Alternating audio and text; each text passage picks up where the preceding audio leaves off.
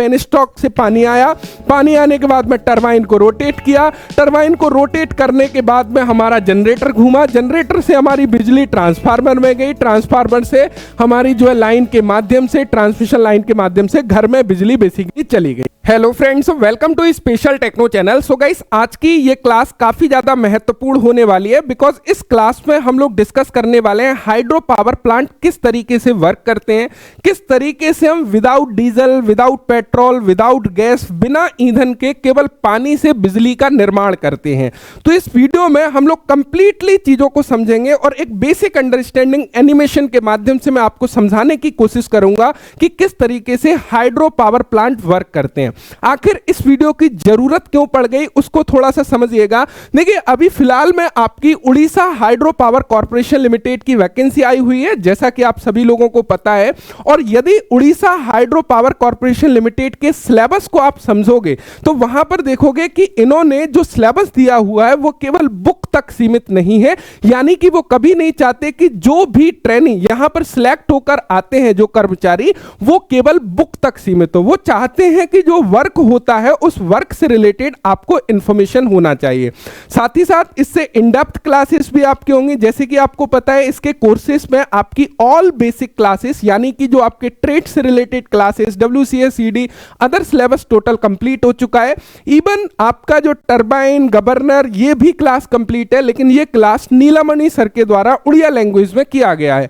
लेकिन आप लोगों की डिमांड थी सर आप एक एक चीज को और इन डेप्थ करा दीजिए जिससे सभी डाउट खत्म हो जाएं और साथ ही साथ जो एग्जाम में क्वेश्चन आए वो कोई छूटे नहीं। तो आपकी डिमांड पर यहां पर फिर से आपका वो चीजें कवर हो रही हैं। ऑलरेडी ये कॉमन टॉपिक तो हो ही गए हमारे ट्रेड से रिलेटेड, लेकिन जो आपके सिलेबस में टरबाइन है, गवर्नर है, एसी प्लांट एंड वेंटिलेशन है, वो टॉपिक भी आपके स्टार्ट हो गए। लेकिन देखो, स्टार्ट करने से पहले जरूरी है कि आपकी फाउंडेशन को मजबूत किया जाए। यदि मैं डायरेक्ट आके यहां पे टरबाइन के बारे में आपको क्लास दूंगा तो शायद आपको समझ नहीं आएगा, बिकॉज टरबाइन का मेन फंक्शन क्या है, गवर्नर का मेन फंक्शन क्या है, कहां पर यूज होता है, वो चीजें जब तक नहीं क्लियर होंगी, जब तक डायरेक्टली टरबाइन क्या है, टरबाइन के पार्ट्स क्या है, टाइप्स क्या है, वो बताना उचित नहीं है। इसीलिए इस वीडियो में मैं मेन फाउंडेशन के ऊपर काम करूंगा, देन उसके बाद में हम एग्जाम ओरिएंटेड क्लास लेंगे जहां पे एक एक पार्ट्स को हम डिस्कस करेंगे, उससे related exam oriented MCQ question को डिस्कस करेंगे। तो आप पूरी तरह से निश्चिंत हो जाइए। यहां पे यदि देखिए हम Orissa hydro power corporation limited की बात करें तो जो Orissa hydro power corporation limited है, गवर्नमेंट ऑफ उड़ीसा अंडरटेकिंग के अंतर्गत है और इसकी जो रिस्पॉन्सिबिलिटी है वो generation of hydro electric power, यानी कि ये बेसिकली पानी के माध्यम से बिजली को तैयार करती है। साथ ही साथ ध्यान रखिएगा ये यहां तक बेसिकली सीमित नहीं है। इसका जो काम है, इसके जो मेन फंक्शन है, यदि उसके बात करी जाए तो जो हमारा OHPC है वो generation of electricity from hydro power तो है ही है, लेकिन उसके अलावा ऑपरेशन एंड मेंटेनेंस करती है हाइड्रो पावर प्लांट्स के। अब देखो, हाइड्रो पावर प्लांट्स के ऑपरेशन एंड मेंटेनेंस करने का मतलब क्या है? हाइड्रो पावर प्लांट से यदि बिजली को तैयार करना है तो हमको टरबाइन की आवश्यकता होगी, गवर्नर की आवश्यकता होगी, पेनस्टॉक्स की आवश्यकता होगी, जनरेटर की आवश्यकता होगी। तो कंपनी चाहती है कि आपको इनके बारे में इंफॉर्मेशन हो, जब भी तो आप प्रॉपर तरीके से उनको मेंटेन कर पाओगे या इनके जो मेन फंक्शन है उसमें काम कर पाओगे। तो ये हमारी रिस्पॉन्सिबिलिटी है कि इन सभी चीजों को इन डेप्थ तरीके से समझें।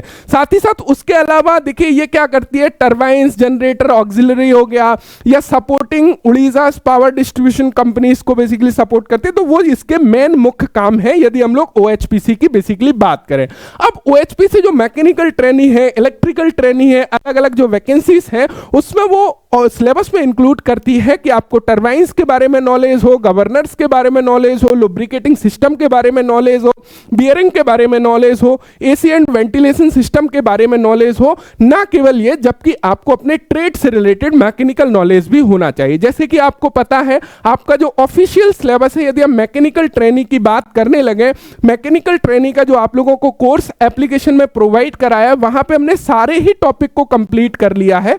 लेकिन यदि हम लोग देखें नॉलेज ऑफ टरबाइन एंड इसके जो सहायक उपकरण है, लुब्रिकेटिंग सिस्टम है, ऑयल कूलर्स है, गवर्नर्स है, कंप्रेसर है, knowledge of AC plant and ventilation है, ये वाले जो टॉपिक है वो नीलामणि सर ने उड़िया लैंग्वेज में डाले हुए हैं और आपकी डिमांड है कि सर आप जो है इनको फिर से कवर कर दीजिए जिससे कि आपका एक रिवाइज हो जाए, साथ साथ में कोई भी क्वेश्चन छूटने की कोई गुंजाइश नहीं हो। तो हमारी वो क्लासेस चालू हो चुकी हैं, आप पूरी तरह से निश्चिंत रहिएगा।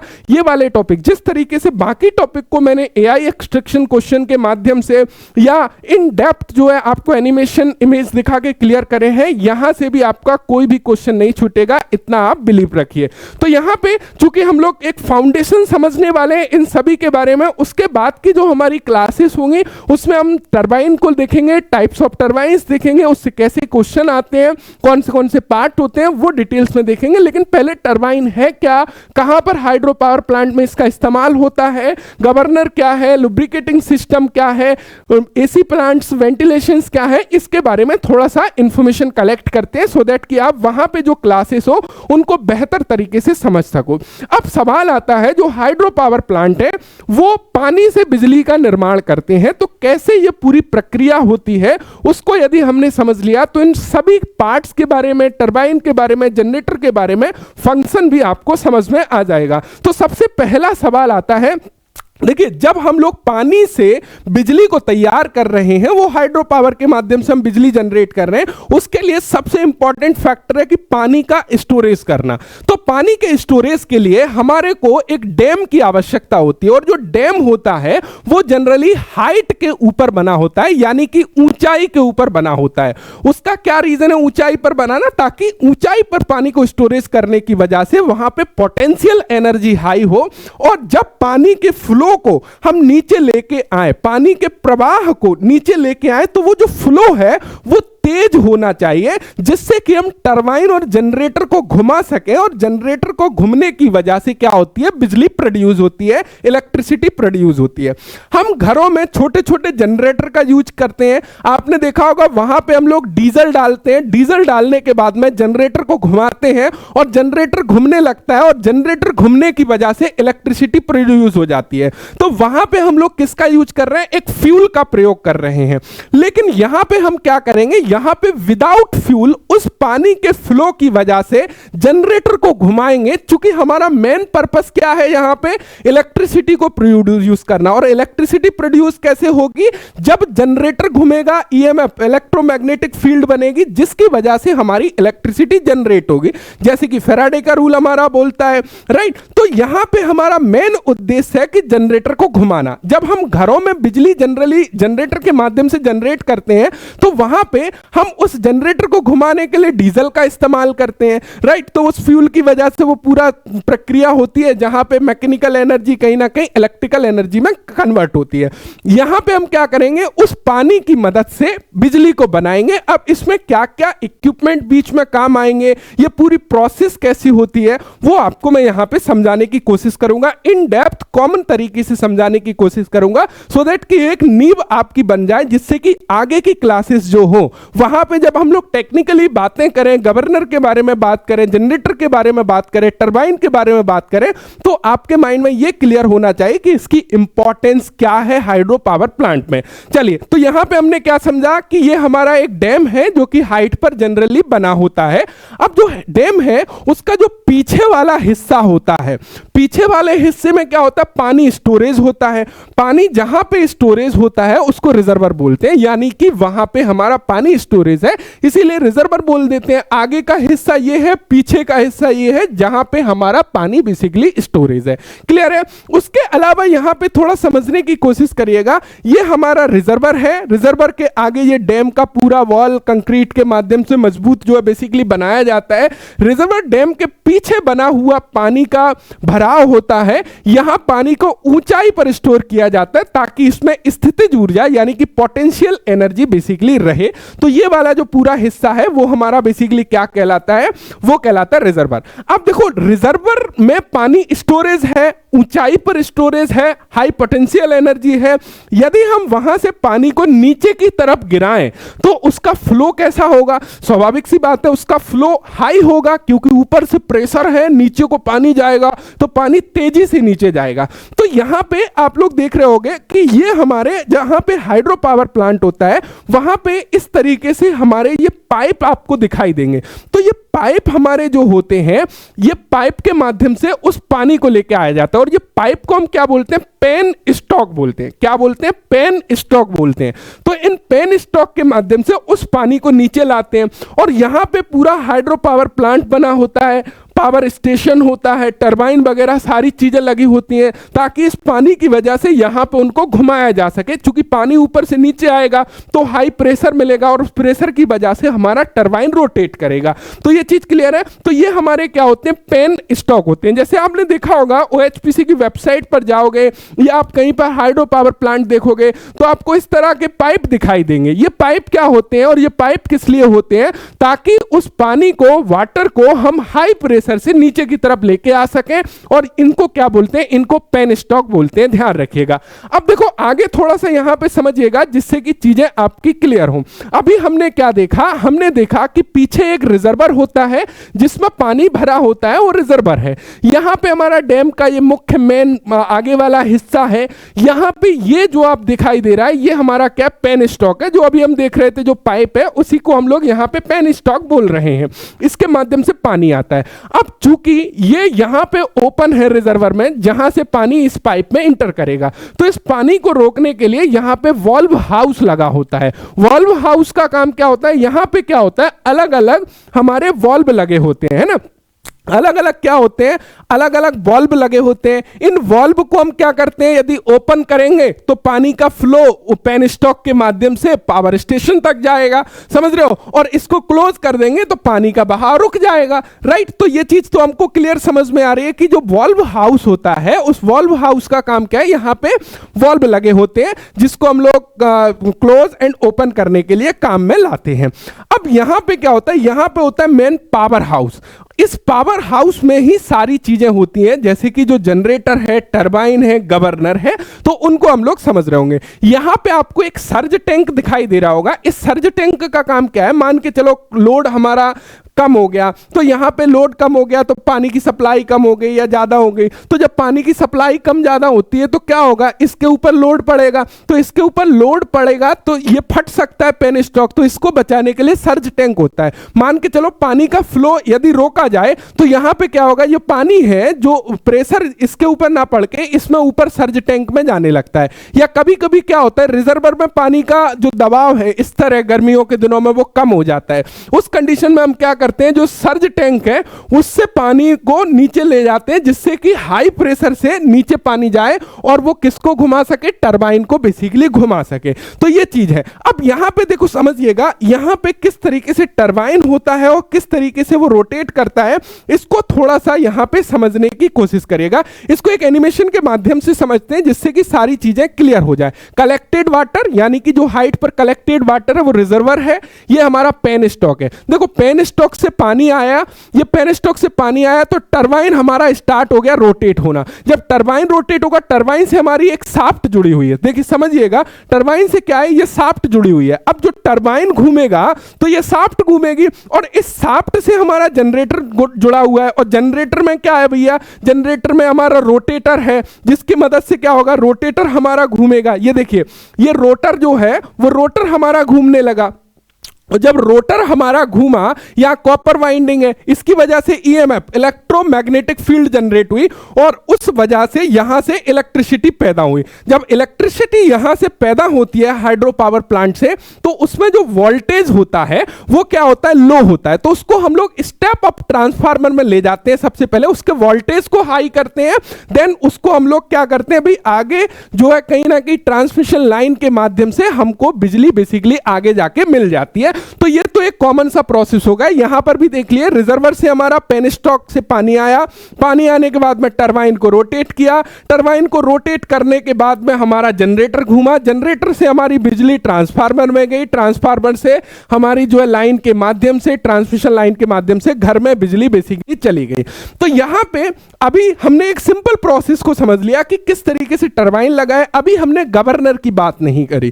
तो यहां पे गवर्नर का क्या यूज है? टरबाइन टरबाइन तो हमने समझ लिया कि टरबाइन एक तरीके का एक पंखा है। जैसे हम देखते हैं कि पंखे में क्या होता है, हवा लगती है तो पंखा घूमता है, यानी कि हम नॉर्मल पंखे की बात करें, ऐसे हम लोग बचपन में क्या थे, कागज का पंखा बनाते थे और जब कहीं गाड़ी पे जाते थे तो उसको ऐसे कर लेते थे तो वो हवा की मदद से क्या होता था, पंखा घूमने लगता था।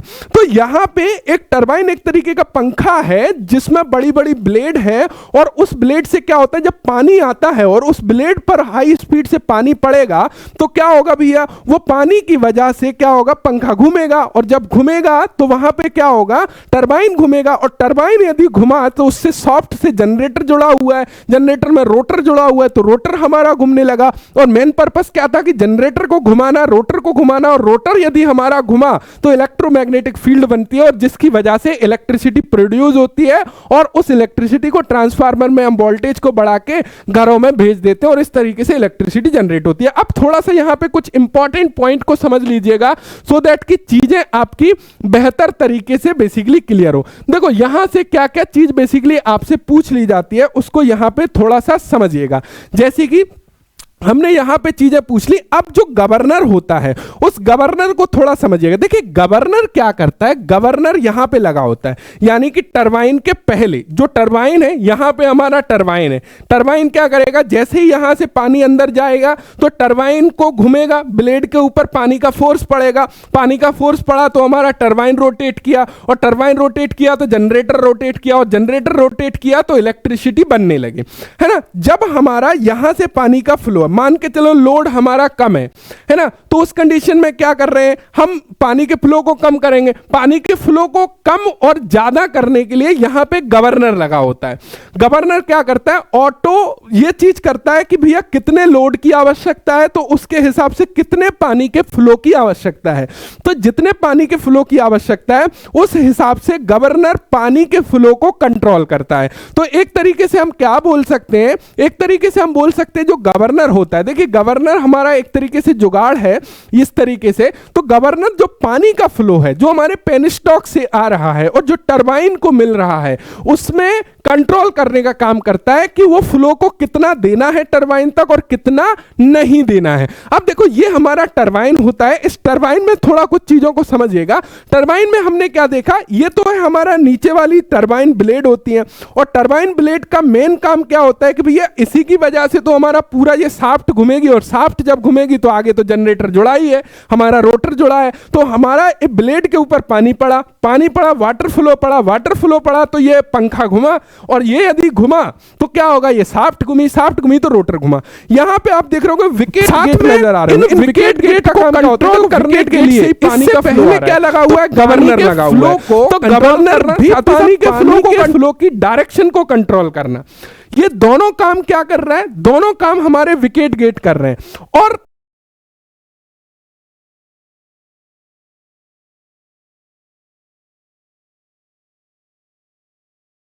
कंट्रोल कर रहा है। क्योंकि जैसे ही गवर्नर से पानी का फ्लो आएगा तो विकेट गेट से होते हुए टरबाइन ब्लेड पर जाएगा, विकेट गेट क्या करेंगे, उसकी डायरेक्शन को सही ब्लेड के ऊपर पड़े बिल्कुल, जिससे कि भैया टरबाइन तेजी से घूमे और टरबाइन घुमा तो जनरेटर घुमा और जनरेटर घुमा तो बिजली बनी, समझ रहे हो। तो इस तरीके से ये पूरी चीज कहीं ना कहीं होती है। अब देखो इसके कई सारे पार्ट्स, जैसे कि हम लोग देखेंगे टरबाइन के कई सारे टाइप्स होते हैं, उन टाइप्स को हम लोग समझेंगे, किस तरीके से ये फंक्शन करता है उसको हम लोग समझेंगे। लेकिन फिलहाल हम लोगों ने एक बेसिक चीजें मैंने आपको समझाने की कोशिश करी कि यदि इलेक्ट्रिसिटी बनती है तो कैसे जो है बेसिकली बनती है। जैसे कि पेनस्टॉक से हमारा वाटर आया, टरबाइन हमारा रोटेट किया, टरबाइन रोटेट करने से जनरेटर घूमा, इलेक्ट्रिसिटी बनी। अच्छा, और जो पानी है वो पानी क्या है, पानी क्या करते हैं, जो नीचे हमारी नदी है उस नदी के वजह से बाहर पानी निकल जाता है, उसको हम लोग रीयूज भी बेसिकली कर लेते हैं, ध्यान रखिएगा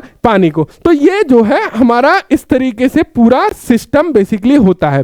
क्लियर है, तो आप लोगों को क्लियर होना चाहिए। जो भी लोग YouTube पर देख रहे हैं, OHPC का full courses special techno application पर अवेलेबल है, जहां पर इन डेप्थ सारी ही क्लासेस यानी कि 100% सिलेबस आप लोगों का कवर किया जा रहा है, ऑलमोस्ट कवर हो चुका है, क्लासेस अवेलेबल करा दी गई हैं। साथ साथ में ये वाली क्लासेस भी अवेलेबल है, लेकिन ये क्लासेस नीलामणि सर ने कराई हैं, तो एक तरीके से रिवाइज और बेहतर अपग्रेडेशन के साथ में आपको देने की कोशिश कोशिश करी जा रही है, जिससे कि कोई भी क्वेश्चन आपका छूटे नहीं। अब देखो आगे की जो हमारी क्लासेस होंगी, आगे की क्लासेस का जो फॉर्मेट होगा वो हमारा क्या होगा, वहां पे इस क्लास में हमने क्या किया, गवर्नर क्या है, हमारा जनरेटर क्या है, टरबाइन क्या है, इन चीज़ों के बारे में एक बेसिक अंडरस्टैंडिंग हम लोगों ने कर ली। अब देखो इसकी जो सहायक उपकरण होते हैं, बियरिंग्स वगैरह हैं, जो ऑलरेडी हमने ऐड करी हुई है, जहाँ पे एसी प्लांट्स के बारे में, वेंटिलेशन के बारे में समझेंगे। चूंकि अब एसी प्लांट वेंटिलेशन की आवश्यकता कहाँ होती है, अंदर पैनल्स लगे होते हैं, जहाँ पे पूरा एसी की आवश्यकता बेसिकली हमारी होती है, वेंटिलेशन की आवश्यकता होती है, तो उनको भी पढ़ना जरूरी है। तो वो भी टॉपिक हम लोग कवर कर रहे होंगे। तो एक इससे क्या है, एक बेसिक अंडरस्टैंडिंग होगी कि आखिर हम ये चीज पढ़ क्यों रहे हैं, क्योंकि जहां पे हम जा रहे हैं, जहां जॉब के लिए अप्लाई किया है, वहां पे यही काम होता है। तो सबसे पहली इंपॉर्टेंस तो हमारी यही है कि हमको अपने जॉब के बारे में तो क्लियर होना चाहिए, और डिपार्टमेंट अच्छा है कि उसके बारे में क्वेश्चन डाल रहा है। यानी कि डिपार्टमेंट को केवल बुक पढ़ के आने वाले स्टूडेंट्स नहीं चाहिए, उसको थोड़ा चाहिए कि थोड़ा काम के बारे में भी नॉलेज हो, प्रैक्टिकली नॉलेज भी हो। और पेपर डेफिनेटली उसी तरह से बनेगा। डेफिनेटली आपके सिलेबस से क्वेश्चन होंगे, लेकिन कुछ पार्ट जैसे कि यहाँ पे 3 या 4 टॉपिक दे दिए गए हैं, उन 4 टॉपिक से आप ये मान के चलो कि यदि वो 10 क्वेश्चन भी इंक्लूड कर लेता है तो आपको मेरिट में आने के लिए इंपॉर्टेंट है उनको कवर करना। तो आप बिल्कुल निश्चिंत रहिए। काफी ज्यादा चिंतित थे आप लोग, बिल्कुल निश्चिंत रहिए, आपको टेंशन लेने की जरूरत नहीं है। हम लोग लगभग 8-10 क्लासेस लेंगे इसकी, जिससे कि सारे टॉपिक को हम एमसीक्यू एवं फंडामेंटल के साथ में जो है क्लियर कर रहे होंगे, जहां पे आपके ऑल डाउट्स क्लियर हो जाएंगे। मुझे उम्मीद है कि ये फंडामेंटल चीजें आपको क्लियर हो गई होंगी। Thank you so much video देखने के लिए। यदि वीडियो से इंफॉर्मेशन मिली हो तो एक थम्स अप करिएगा। Thanks for watching and bye bye.